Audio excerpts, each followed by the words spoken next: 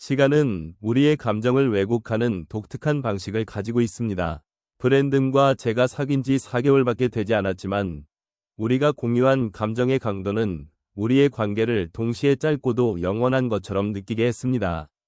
그는 건축을 공부하고 저는 VL 대학에서 그래픽 디자인을 공부합니다.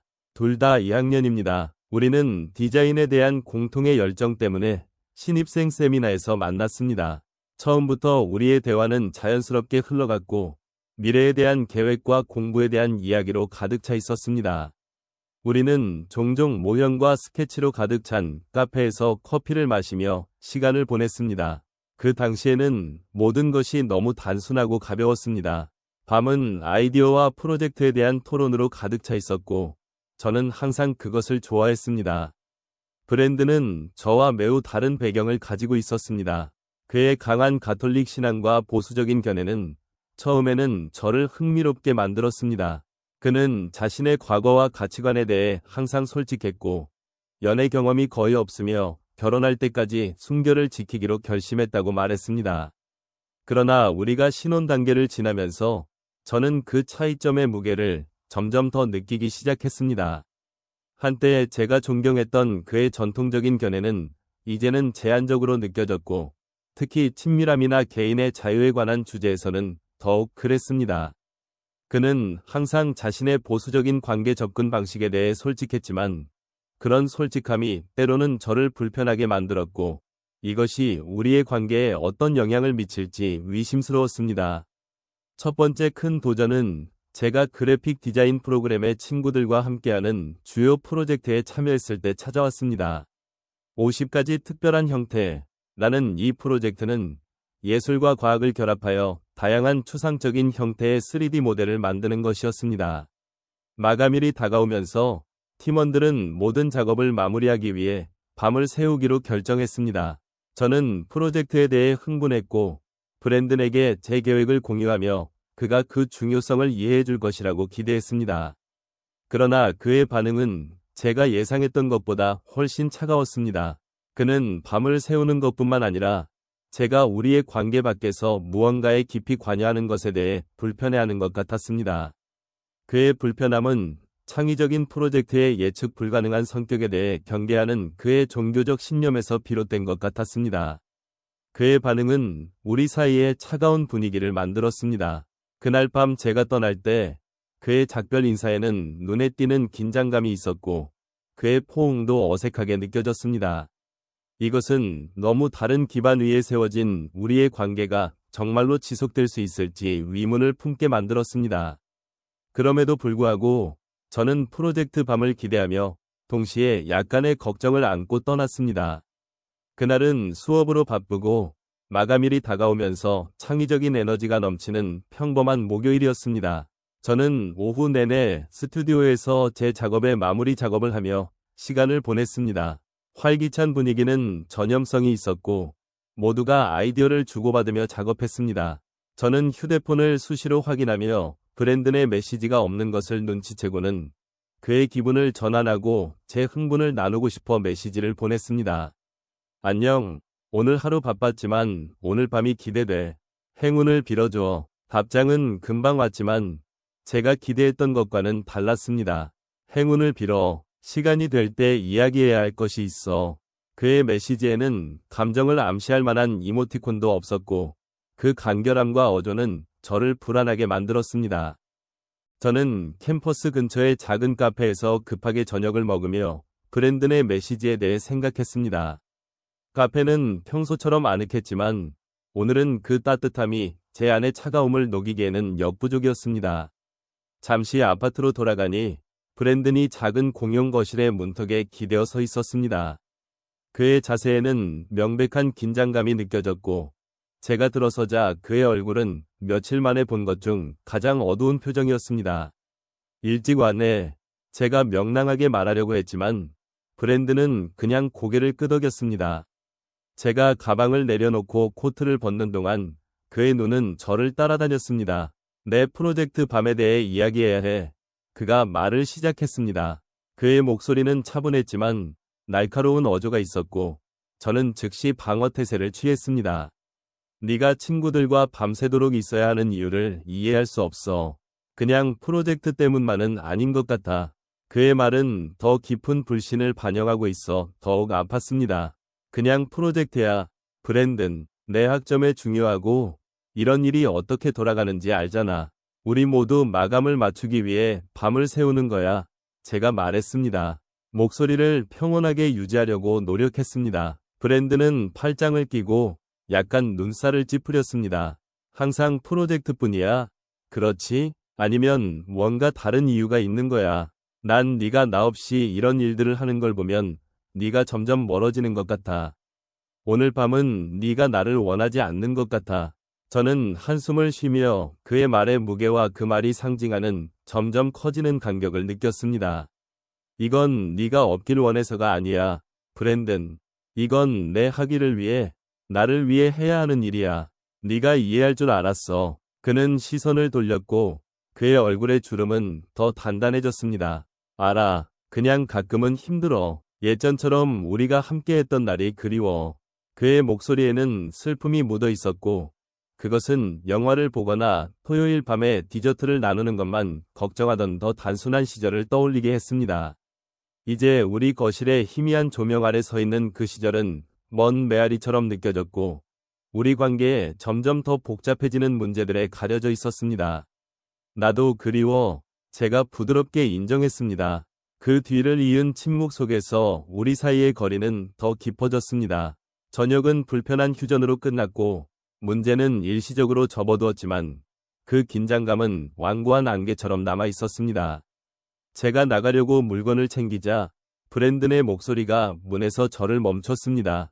조심해, 알겠지? 그의 목소리에는 옛날의 따뜻함이 조금 섞여 있었고 그것은 우리가 붙잡으려고 애쓰던 것에 대한 그리움을 느끼게 했습니다. 응, 약속할게. 제가 대답했습니다. 그에게 작은 희망적인 미소를 지어 보이며 시원한 밤 공기 속으로 나갔습니다. 밤의 가능성은 캠퍼스의 넓은 길처럼 제 앞에 펼쳐져 있었고 프로젝트에 대한 기대감은 여전했지만 이제는 제가 아직 배우고 있는 관계에 대한 걱정과 그리움이 섞여 있었습니다.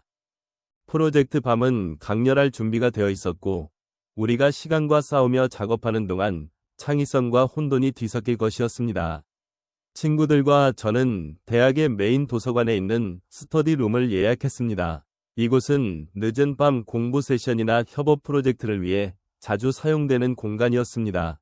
제가 오후 8시쯤 도착했을 때 익숙한 기대감과 긴장감이 공기를 가득 채우고 있었고 널브러진 노트북, 흩어진 종이, 테이블을 덮고 있는 3D 재료들 사이에서 그 느낌이 느껴졌습니다. 처음 몇 시간은 우리가 작업에 몰두하면서 순식간에 지나갔습니다. 꼼꼼한 플래너인 안나가 우리의 노력을 조율하며 모두가 자신에게 주어진 부분을 잘 따라가도록 했습니다. 완벽주의자인 존은 3D 모델의 조명을 조정하는 데 몰두하며 우리의 형태를 생생하게 보이게 하는 완벽한 그림자를 만들고 있었습니다. 제 역할은 제가 디자인한 배경 그래픽을 통합하는 것이었고 그것이 모델을 압도하지 않고 보완되도록 해야 했습니다. 오후 10시가 되자 저는 브랜든에게 메시지를 보냈습니다. 여기서 열심히 하고 있어. 네가 편안한 밤을 보내길 바래. 제가 바랐던 즉각적인 답장은 오지 않았고 저는 약간의 걱정을 뒤로하고 색상 구성과 질감에 대한 활기찬 토론에 다시 집중했습니다. 자정이 가까워지자 우리는 잠깐 커피를 마시며 휴식을 취했습니다.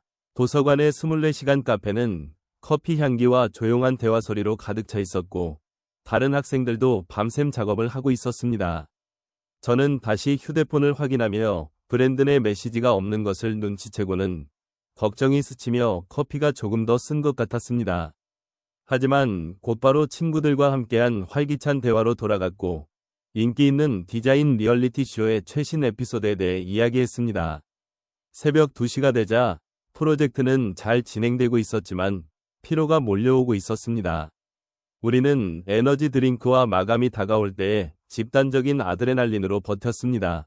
저는 브랜든에게 더 자세한 메시지를 보냈습니다. 아직도 열심히 하고 있어. 네가 그리워. 읽음 표시가 거의 즉시 나타났지만 답장은 없었습니다. 그 침묵은 저를 괴롭혔고 커피가 조금 더 쓴 것 같았습니다.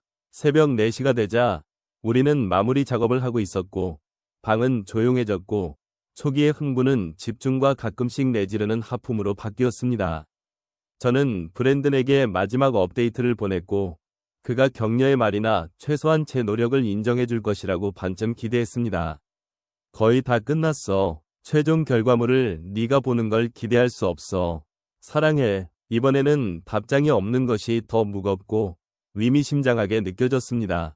저는 필요 이상으로 오랫동안 화면을 바라보며 그 빛이 제 미간에 생긴 주름을 비추는 것을 보았습니다. 마침내 새벽 5시 30분쯤 우리는 프로젝트를 마무리했습니다. 기하학적이고 유기적인 형태의 시각적으로 스터닝한 프레젠테이션이 우리의 노력과 협업의 증거로 서 있었습니다. 우리는 물건을 챙기며 안도의 한숨과 자부심을 동시에 내쉬었습니다. 성공적인 결론에도 불구하고 제 마음은 완전히 기쁨에 차 있지 않았습니다. 브랜든의 답장 없는 메시지가 제 기분에 그림자를 드리웠습니다.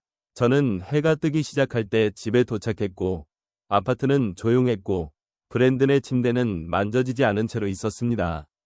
부엌 카운터에서 그의 메모를 발견했습니다. 머리를 식히러 나갔어. 돌아오면 이야기하자. 그의 평소의 사려 깊은 메시지와는 달리 이 메모는 제가 밤새도록 느꼈던 불안의 매듭을 풀어주지 못했습니다. 그 메모의 차가운 말들은 방 안에 찬 바람이 들어온 것 같았고 그런 메모를 남기는 것은 그의 평소 모습과는 달랐습니다. 침대 가장자리에 앉아 저는 밤의 노력의 무게와 해결되지 않은 갈등에 더 무거운 짐을 느꼈습니다. 우리 프로젝트 완성의 기쁨은 최근 너무 자주 느꼈던 슬픔에 물들어 있었고 그것은 우리가 짧은 시간 동안 얼마나 멀어졌는지를 상기시켰습니다.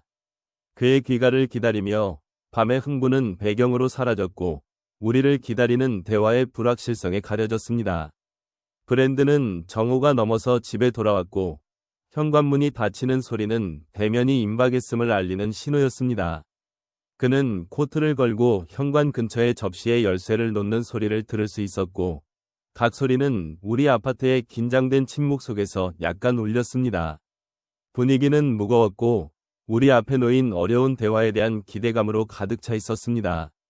그는 제가 창밖의 도시 풍경을 바라보며 생각에 잠겨있는 거실에서 저를 찾았습니다. 그가 들어섰을 때 그의 표정은 읽을 수 없었고 그가 몇 시간 동안 품고 있던 감정을 숨기고 있는 가면 같았습니다. 그는 문턱에서 잠시 멈춰서서 몸이 뻣뻣한 채로 천천히 제가 앉아있는 곳으로 다가왔습니다. 그래서 너는 프로젝트 때문에 밤새도록 있었던 거야. 그의 말은 회의적이었고 쓰라림이 묻어있어 저를 방어적으로 만들었습니다. 그 질문은 비난처럼 느껴졌고 제가 준비되지 않은 논쟁의 서막처럼 느껴졌지만 피할 수 없다는 것을 알고 있었습니다. 그래, 브랜든, 내 기말 프로젝트였어. 내 성적이 얼마나 중요한지 알잖아. 제가 대답했습니다. 피로와 감정적 긴장에도 불구하고 목소리를 안정적으로 유지하려고 노력했습니다. 나도 밤새도록 있고 싶지 않았어. 하지만 우리는 모든 걸 끝내야 했어. 그냥 미룰 수 있는 게 아니야. 브랜든은 비웃으며 고개를 저으며 몇 걸음을 걸어갔다가 다시 저를 바라보았습니다. 하지만 밤새도록 있는 건 좀 과한 것 같아. 집에서도 할 수 있는 부분이 있지 않았어? 왜 밤새워야 했던 거야? 그의 의심은 아팠고 저는 내부의 방어벽이 쌓이는 것을 느꼈습니다. 나만 있는 게 아니었어. 브랜든. 모두가 거기 있었어. 우리는 함께 작업해야 했고 모두가 서로를 믿고 있었어.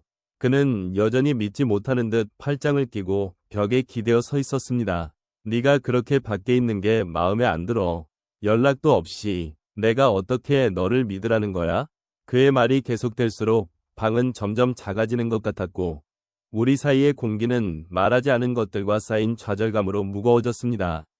너무 피곤해, 브랜든. 프로젝트도 힘들었고 잠도 못 잤어. 진짜야. 전화할 시간은 없었지만 문자는 많이 보냈어. 근데 너는 답장이 없었어. 브랜든의 시선은 더 단단해졌고 그는 길게 한숨을 쉬며 좌절과 불신이 섞인 소리를 냈습니다.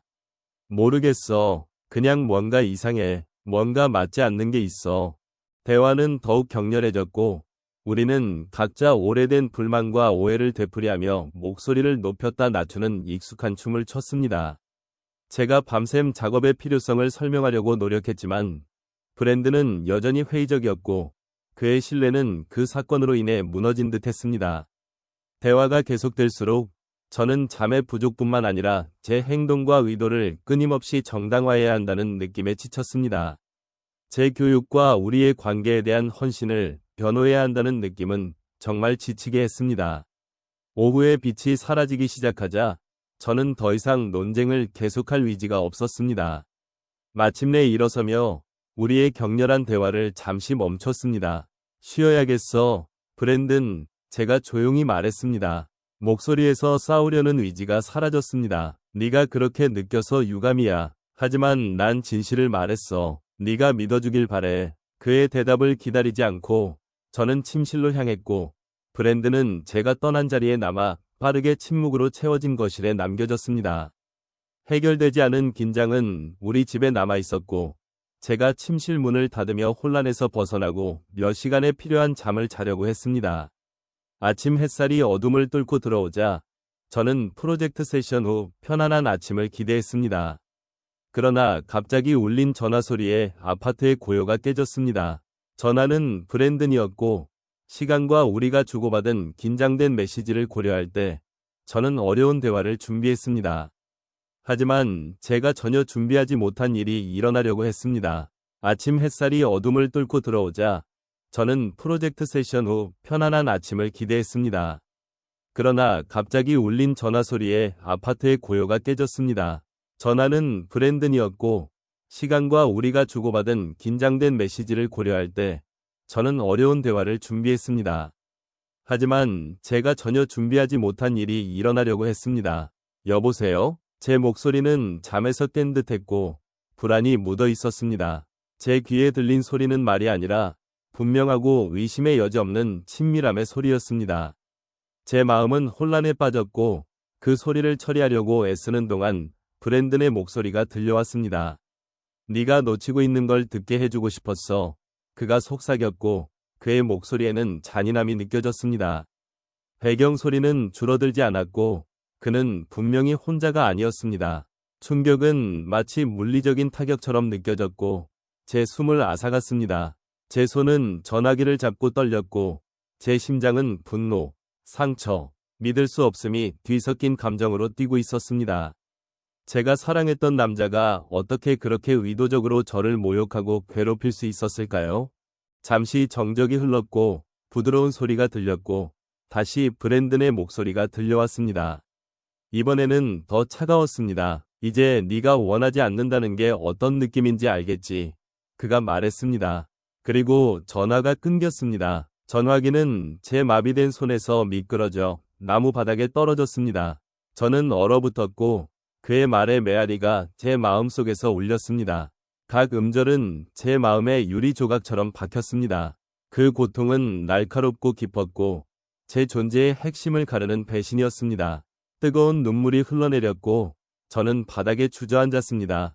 방은 제 주위로 빙빙 돌았고 어두운 생각과 대답되지 않은 질문들이 소용돌이쳤습니다. 그 여자는 누구였을까요? 하지만 무엇보다도 왜 그는 그렇게 파괴적인 방식으로 자신의 고통을 표현하기로 선택했을까요? 충격 속에서 저는 즉시 안나에게 전화했습니다. 그녀는 제 아파트로 달려와 방으로 뛰어들었습니다. 그녀는 제 옆에 앉아 손으로 제 턱을 가볍게 들어 올려 걱정 가득한 눈빛으로 저를 바라보았습니다. 무슨 일이야? 오 마이 갓, 괜찮아? 그녀의 목소리는 걱정으로 가득 차 있었고 그녀의 눈은 설명을 찾기 위해 제 눈을 훑고 있었습니다. 저는 고개를 저으며 말을 꺼내려고 했지만 목소리가 막혔습니다. 울음 사이로 전화 내용을 말했고 각 단어는 새로운 눈물의 물결로 이어졌습니다. 안나는 조용히 듣고 있었고 그녀의 팔이 제 어깨를 감싸며 위로를 건넸습니다. 이건 오늘 밤만의 문제가 아니야. 그녀가 말했습니다. 그녀의 목소리는 부드럽지만 단호했습니다. 여기에는 더 큰 문제가 있어. 이 순간보다 더 큰 고통이 있어. 그녀는 맞았습니다. 그 사건은 단독으로 일어난 것이 아니라 브랜든과 제 사이에 쌓여온 긴장과 말하지 않은 불만의 절정이었습니다. 그것은 서서히 고통스럽게 깨지고 있던 무언가의 균열점이었습니다. 안나는 제 곁에 머물며 제가 초기 충격을 처리하고 일어난 일의 의미를 고민할 때 조용히 지지해 주었습니다. 현실은 가혹했습니다. 브랜든은 우리의 신뢰를 가장 친밀한 방식으로 배신했을 뿐만 아니라 자신의 행동을 무기로 사용하여 제가 느낀 만큼 깊이 저를 아프게 했습니다. 우리는 이것에 대해 이야기해야 해. 너와 나뿐만 아니라 너와 그가, 안나가 마침내 말했습니다. 그녀의 목소리는 단호했습니다. 이건 무시할 수 없어. 너무 크고 너무 아파. 그녀는 맞았습니다. 아무리 그 대면을 두려워했어도 그것이 필요하다는 것을 알았습니다. 우리 관계의 기반이 흔들렸고 아마도 돌이킬 수 없을 정도였습니다. 그리고 그것이 더 이상 계속될 수 없다는 것이 분명했습니다. 안나의 격려로 저는 그날 늦게 브랜든에게 전화할 힘을 찾았습니다. 제 목소리는 제가 느낀 것보다 더 단호했고 제가 그가 보여준 잔인함보다 더 나은 대우를 받을 자격이 있다는 확신에 힘입어 더 강해졌습니다. 브랜든, 우리 이야기해야 해. 제가 시작했습니다. 제 목소리는 감정의 떨림에도 불구하고 분명했습니다. 네가 오늘 아침에 한 일은 상처를 넘어서 파괴적이었어. 긴 침묵이 흘렀고 브랜든이 대답했습니다. 그의 목소리는 차분했고 이전의 날카로움이 사라졌습니다. 알아, 그가 인정했습니다. 그리고 잠시 동안 그의 목소리에서 후회의 기색이 느껴졌습니다. 나는 화가 나고 상처받았어. 어떻게 표현해야 할지 몰랐어. 그래서 그런 짓을 했어. 브랜든, 네가 나를 그렇게 아프게 하고 네가 다른 사람과 있을 때 내가 듣게 한 건 아무것도 해결하지 못해. 그건 더 많은 고통만을 초래할 뿐이야. 제가 계속 말했습니다. 제 목소리는 단호했지만 감정의 무게로 떨리고 있었습니다. 알아, 그가 반복했습니다. 그의 목소리는 낮았습니다. 나는 생각하지 못했어. 난 너와 단절된 느낌이 들었고 난 내가 무엇을 생각했는지 모르겠어. 정말 미안해. 그의 사과는 시작이었지만 치유의 길은 길고 잠재적인 좌절로 가득 차 있는 것 같았습니다. 우리 사이의 신뢰는 깊이 손상되었고 그것이 완전히 회복될 수 있을지 확신할 수 없었습니다. 브랜든과의 전화 후 저는 침실로 물러났습니다. 내 벽은 우리 거실에서 일어난 혼란과 감정적 혼란에서 벗어나기 위한 안식처처럼 느껴졌습니다. 우리 침대에 누워 저는 제게 달라붙은 깊은 슬픔과 브랜든의 얼굴이 비난과 불신으로 일그러진 이미지를 떨쳐낼 수 없었습니다. 제 마음은 우리 관계의 나선형 하락을 반영하며 빙빙 돌았습니다. 그것은 점점 더 강렬해지는 긴장과 오해의 반복이었습니다. 저는 브랜든과의 초기 시절을 떠올렸고 그때는 함께하는 모든 순간이 웃음과 즉흥성으로 가득 차 있었습니다. 그 기억들은 이제 먼 과거의 메아리처럼 느껴졌고 우리의 현재 현실과는 극명한 대조를 이루었습니다. 지금은 미소가 드물었고 침묵은 말하지 않은 불만으로 가득 차 있었습니다. 그것은 단순히 신뢰의 부족이나 그날 아침의 고통스러운 대면만이 아니었습니다. 그것은 제가 사랑에 빠졌던 남자를 더 이상 알아볼 수 없다는 깨달음이었습니다. 그는 고의적으로 고통을 주는 냉담한 사람이 되어버렸습니다. 저는 거기에 누워 피로와 절망이 저를 휩쓸었습니다. 제 휴대폰이 메시지 소리로 진동했습니다. 마지못해 손을 뻗어 확인했고 안나와 언니 레아의 전화를 놓쳤다는 것을 알았습니다. 저는 레아에게 전화를 걸어 그녀의 익숙한 목소리에서 위안을 찾고 싶었습니다. 안녕, 레아. 제가 말을 시작했습니다.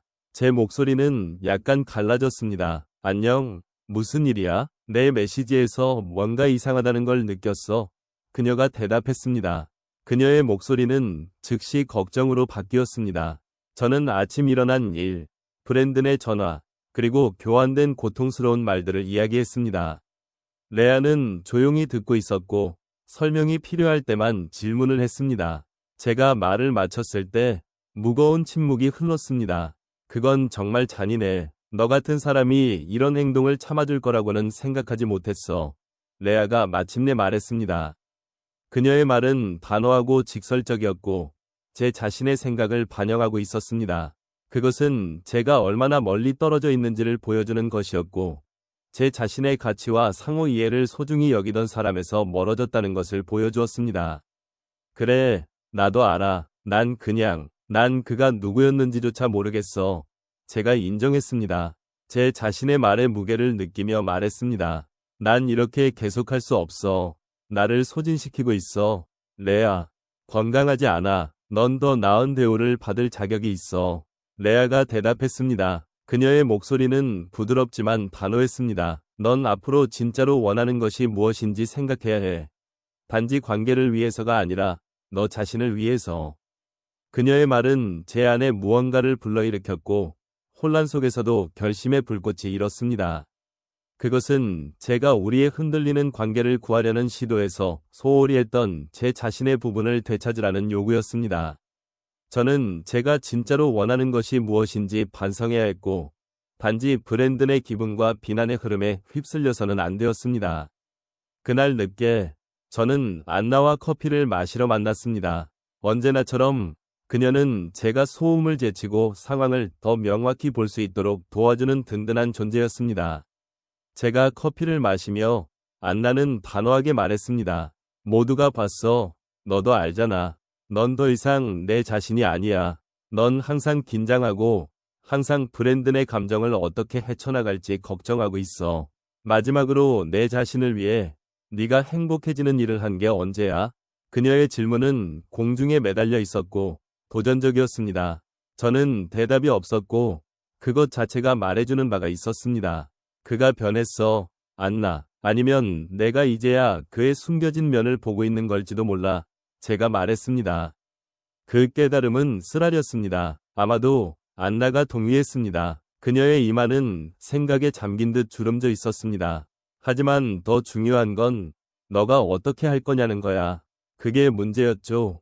그렇죠? 제가 어떻게 할 거냐는 거였습니다. 제가 그렇게 소중히 여기지 않고 그렇게 오해받는 관계를 계속한다는 생각은 참을 수 없었습니다. 그러나 우리가 공유한 모든 것 이후에 모든 것을 끝내고 미지의 세계로 나아간다는 생각은 두려웠습니다.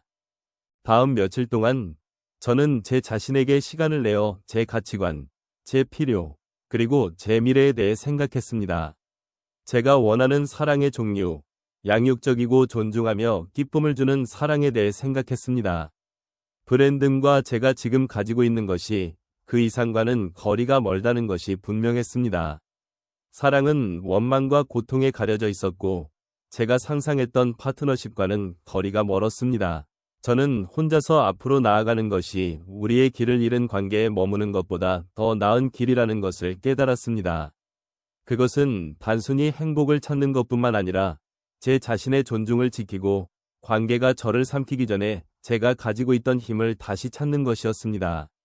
무거운 마음이지만 명확한 생각으로 저는 브랜든과의 관계를 끝낼 때가 되었다고 결정했습니다.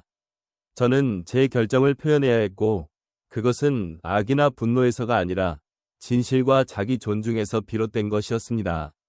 저는 그가 저를 놓아줄 것이라고 제가 하는 선택의 필요성을 이해할 것이라고 희망했습니다.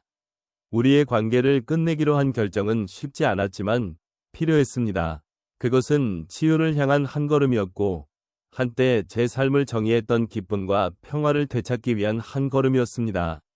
제가 브랜든과의 마지막 대화를 준비하면서 저는 슬픔과 안도감이 섞인 감정을 느꼈습니다. 우리가 잃은 모든 것에 대한 슬픔과 제가 마침내 제 자신이 될 수 있는 미래를 향해 나아가고 있다는 안도감이었습니다. 브랜든과의 결론은 제가 예상했던 것만큼 어려웠지만 모든 고통 아래에는 지속되는 결의가 있었습니다. 저는 제 요구와 서로에 대한 행복과 존중에서 너무 멀어져 버린 관계에 대한 슬픔을 분명히 표현했습니다. 그가 듣고 있을 때 브랜든의 표정은 체념과 조용한 인정이 섞여 있었습니다. 결국 그는 제 선택을 이해하고 인정했지만 그가 화가 나고 후회하고 있다는 것이 분명했습니다. 그 후 몇 주 동안 제가 느낀 즉각적인 안도감은 깊은 외로움의 순간들로 물들었습니다. 우리의 작은 아파트는 한때 공유된 꿈으로 가득 차 있었지만 이제는 고요함이 가득했습니다. 저는 긴 저녁을 보내며 무엇이 잘못되었는지 반성했고 달콤하고 쓰라린 기억들을 뒤집어 보았습니다. 이 자기 성찰은 고통스러웠지만 제 치유 과정에 필요한 부분이었습니다. 점차 최근의 상처의 날카로움은 제 자신과 제 경계에 대한 더 깊은 이해로 자리를 내주었습니다. 저는 오랜 친구들과 가족들과 다시 연결되기 시작했고 다소 소홀히 했던 관계들이 위안과 기쁨의 원천이 되었습니다. 그들의 지지는 실패한 관계를 구하려는 제 노력에서 침식된 자아감을 재건하는데 중요한 역할을 했습니다.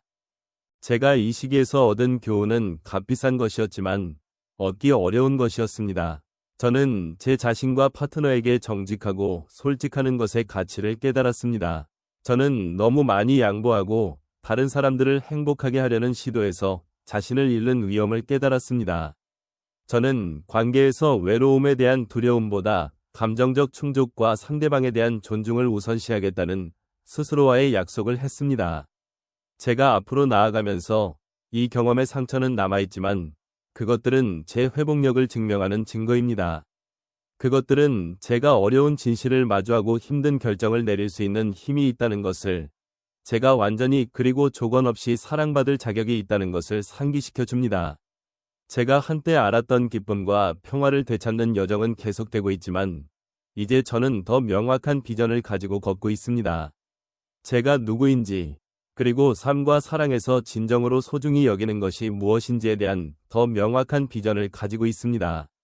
제 이야기를 들어주시고 읽어주신 모든 분들께 감사드립니다. 저는 그것을 게시했던 플랫폼에서 제거했는데 그가 저와 함께 한 일의 세부사항이 제 계정에 부정적으로 반영되어서는 안 된다고 생각했기 때문입니다. 제가 이야기를 공유하고 싶은 유일한 페이지는 이곳입니다. 이야기를 들으신 후 의견을 남겨주시면 제가 여러 번 읽어볼 것입니다. 다시 한번 제 고백을 들어주셔서 감사드립니다.